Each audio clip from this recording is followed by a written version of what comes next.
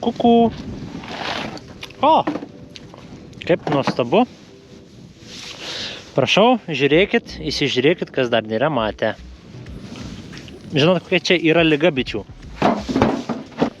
Aš aplamai dar nesuprantu, kaip gali dar atsirasti vienas kitas toks žmogus, ant tiek dvasiškai atsilikęs, išgama, kad galėtų vogti medų iš bičių rudens metu.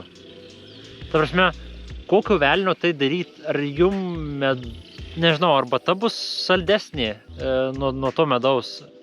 Stop it. Get some help.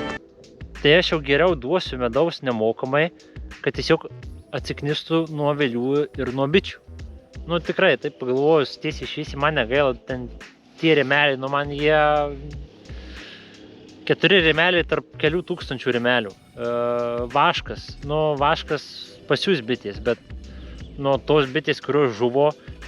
Ir aš nesuprantu iš viso, kaip gali atsirasti tokių durnių, kurie imtų ir vogtų medų iš rudens. Rimtai, nu, pagalvojus, aš jau bent jeigu būčiau vagis, tai vogčiau vasaros vidury, o čia pasivogė visus 4 baisiai daug rėmelių su cukraus sirupu. Aš nesuprantu, aš tikrai nesuprantu, kokio velnio, kaip tai gali būti. Ir kyla net kartais klausimas, kas taip galėtų padaryti. Artėja darbai, čia prie žemės ūkio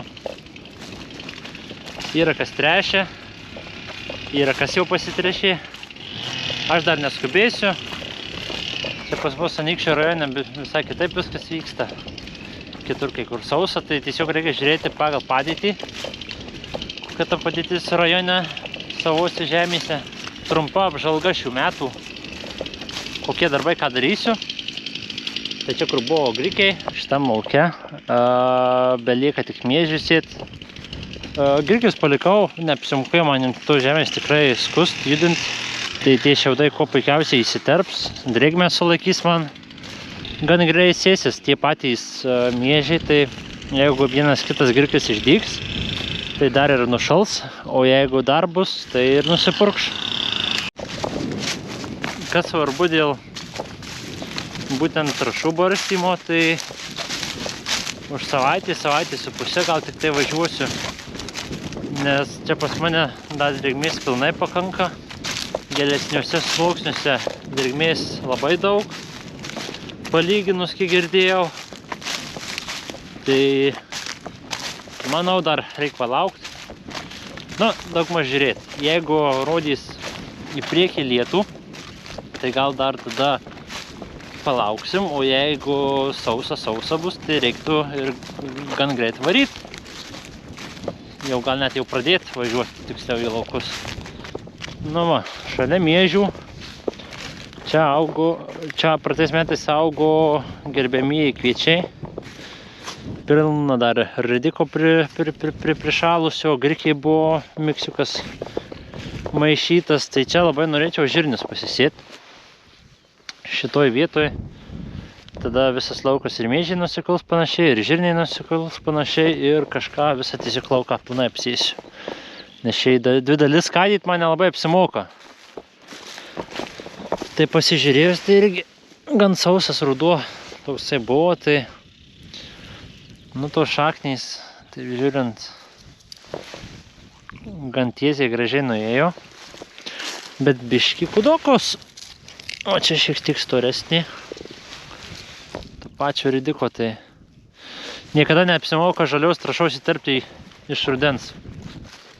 Viskas paprasčiausiai nušala iš to ir tiesiog su skutiku sudirbus. Nu, čia tų patys tip šiaudai jau matot kokie. Ir kas keisčiausia šiaip palyginus, tai šitom vietom būdavo visada šlapia. Visada būdavo balos. Neidavo pravažiuoti. Šiemet kažkaip nutraukė. Tai šitom vietom viskas gražu.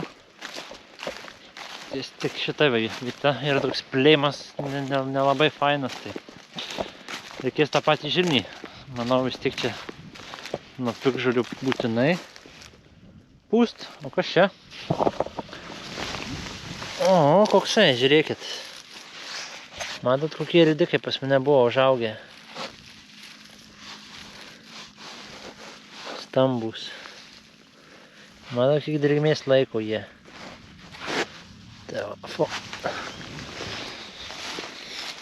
Tai vat. Kitas, va, koksai nuostabus. Iškiloja.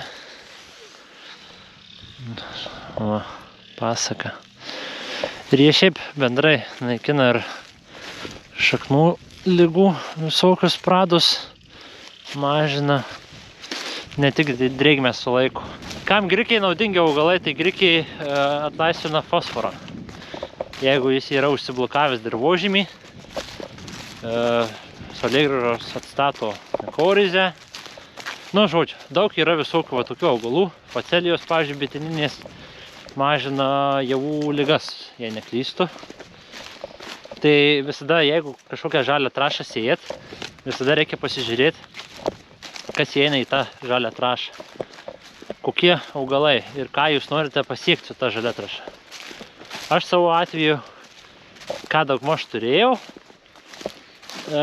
pas savęs sandėlį žiūrėjau ir norėjau biškį žemę išsipurent labiau, nes pat žirnis tas bus, tai man ridikas nuostabus augalas tokiu atveju.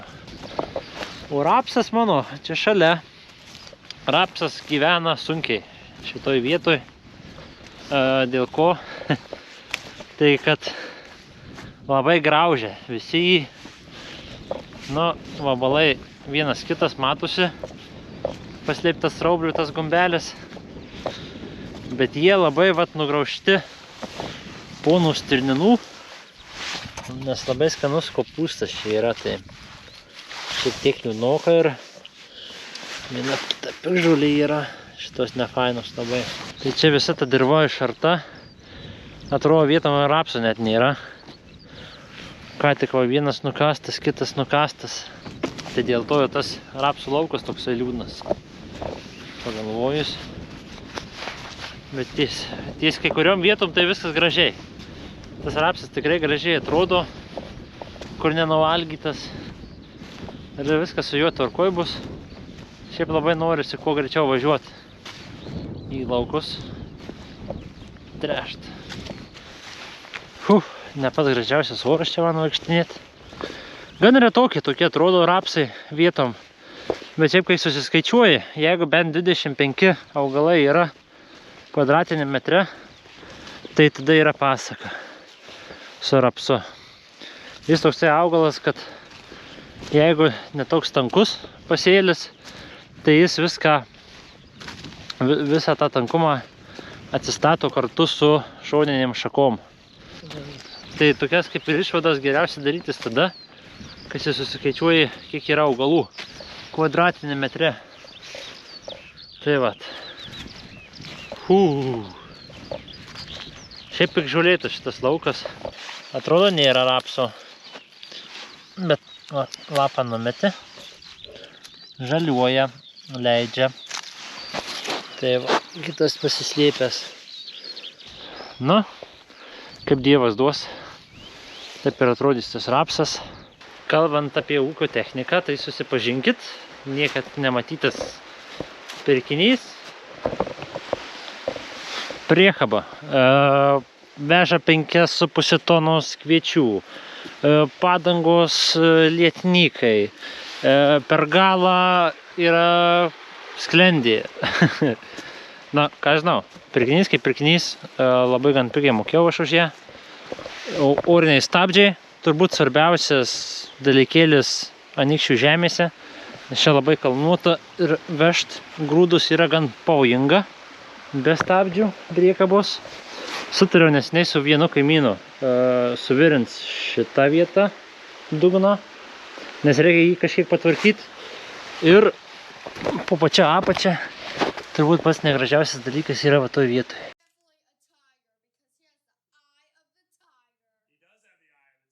Įtrūkimas, tai tą suvirins, anoj pusė irgi matosi dėta, nes vežant svorį ir keliant visą šitą, kad neišlinktų visa šita dalis reikia susitvarkyti. Nu, aišku, susitepsiu viską, susižiūrėsiu, ten gal skylį užtaisys. Tai viską, kuo gražiausiai suvirins ir bus labai gera priekaba. Apsišveisiu, nusidažysiu ir dar ten tą užsidėsiu. Tai kaip man pribėlkia, tai čia yra pasaka. Tai čia yra vienas pirkinys. O, matot, jau net saulė išlindo. Iš karto nuotaika atsirado. Aha. O kitas pirkinys slepiasi štai čia. Kodėl jis čia slepiasi, tai manau, va taip geriau. Kodėl jis čia slepiasi, tai barstamoji, nenoriu aš juos laikyti lauke. Paaukštinimas yra 2,5 tonos telpa, tai man šiek tiek per daug. Tai aš nusisuksiu tą paaukštinimą ir bus man pasaka visa kita. Kas jau įdomu, tai labai gerai susiderinau su kompiuteriu man jie. Ir yra tokios 2 sraigės, tai anos paduoda visas trąšas, tai su kompu galima susireguliuoti. Ką, žodžiu, su šitu reikėtų tvarkytis barstytuvu pačiu. Jis ten išardėjęs nėra, dažyti kažką nereikia, bet reikia diskus susitvarkyti, nes beria 24 metrus. O man šiek tiek per daug, lyg tai iki 18 irgi galima pasidaryti. Tai va, tiksliau reikia gal persiskaityti pirmą knygas, kas tuose knygose parašyta apie tą barstytuvą. Ir tikėtina, kad reikės gal menteles ten keisti ar kažką panašaus. Tai čia realiai savaitės 2 iki tręšimo žodžių darbas, kurį privalau padaryti. Tai va, ir buvo padangą nuleidę mano vargšam Bielkiui. Prisipučiau. Nu, tiksliau, kiek čia prieš savaitę buvau išvažiavęs priekabos prasitempt savaitgalį, dabar po savaitės žiūriu, kad padanga išleidus visiškai buvo, tai prisipučiau žiūrėsiu kamerinį, tai reikės tikėtina, kad jeigu vėl įsileis, vešim tvarkytą padangą. Tai vat, ir šiaip yra tokių darbelių, minimalių, reikės art, net didelį kiekį, kultivatorius, šitas germinatorius, viskas tvarkoja, tvarkyti irgi nereikia jo. Sėjelką reikia biškį pasiremontuoti vienoje vietoje ir noriu pasijungti, labai juokinga, bet nu, taip jau yra. Bielkyje nėra lizdo parūkymo tos skylutės, tai įsidėsim tą visą lizdą 12 ir bus galima rūkyti. Tai va, tiek tų žinių. Pikta, biškį liūdna, bet darbai, kadangi įsivažiuoja. Prasėjau visus laukus, tręšimo darbus pradėsiu už savaitės geros, manau. Ir viskas čia pikė. Ir trąšas jau atvežė. Tai viskas paruošta realiai, tik tai dar technikoje vienas kitas dalykėlis ir bus viskas tvarkoj. Tai va, tokia trumpa apžvalga. Rapso nespėjau taip normaliai pražiūrėti, parodyti, išsilupti, parodyti tas šakneles visas, bet jūs irgi patys galite iki savo laukų nueiti, išsirauti ir žiūrėti, skaičiuotis, planuotis darbus visus. Nėra tai sunku. Ir viena tokia idėja, jeigu viskas tvarkoj, tai vienam ūkininkui padėsiu šiek tiek ūkininkauti, agronomausiu šiek tiek, tai bus gal daugiau vaizdo įrašų, daugiau žemės plotų. Nu, įsinuomoti čia nėra taip lengva, tai gal kažkiek iš tos pusės. Atsiras taip ir daugiau kultūrų, ir jau kvietrugius jau buvom apžiūrėti, ir piktžolių kontrolę matos reikės daryti, susiskaičiuoti viską. Jau susiskaičiau tiksliau. Tai va, tik daigumą dabar reikia prasižiūrėti dar kol galima žirnių sėklą įvertinti. Savaitgalis jau į pabaigą ir tiek. Neliūdėkim, o eikim dirbti, o ne vogt. Iki greito. Agronomija kieta, bitininkystė dar kiečiau. Čiau. Traktorius tai ne kombainas, visi čia atsisėdę nori kelti kainas. Kelti savigarbos neišeis kaip fainas, žalias trapas vis svarbesnis negu visas kaimas. Stop it. Get some help.